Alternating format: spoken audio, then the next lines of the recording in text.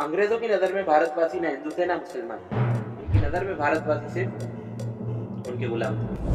वो हिंदुओं पर भी इतना ही अत्याचार करते थे जितना कि मुसलमान पर। गोरों पर भी उतना ही अत्याचार करते थे जितना कि कालों पर, क्योंकि उनके नज़र में हर भारतीय सिर्फ उनका गुलाम था। और हर अंधेरी रात के बाद एक नया सवेरा आता है, और वो सवेरा भारत के इतिहास में सन 1857 की क्रांति का दिन था, जब भारतीय सेनानियों ने अंग्रेजों के खिलाफ विद्रोह छेड़ दिया।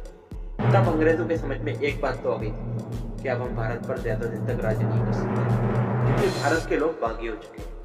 उस वक्त अंग्रेज लोग भारत में रहकर एक बात तो जान चुके थे कि नासमझ और जाहिल हिंदुस्तान एक होकर हमसे आज लड़ रहे हैं, पर अगर हम इनको धर्म के नाम पर डिवाइड कर दें तो ये शायद हमारा कुछ नहीं बिगाड़ सकते। वहीं से उन्होंने डिवाइड एंड रूल का उपयोग करके लोगों को बांटने की कोशिश की।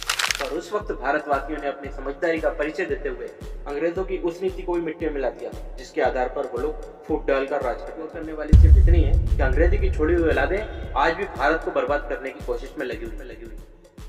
जो भारतवासी इस पॉलिटिक्स को समझते हैं वो इस बात का खुला बहिष्कार करते हैं कि भारत के हिंदू मुसलमान अलग नहीं। पाकिस्तान को भारत से तोड़ने वाला जिन्ना तो सिर्फ एक मोहरा था, असल चेहरे तो किसी और के थे, भारत को बंटवाने के। क्योंकि अगर मुसलमान भारत के बंटवारे का जिम्मेदार होता तो जमीयतुल उलमाए हिंद इसका खुला बहिष्कार नहीं करती। गुलाम भारत जब भी था जब वो अंग्रेजों की गुलामी कर रहा था, गुलाम भारत आज भी है जब वो औलादों की गुलामी कर रहा है।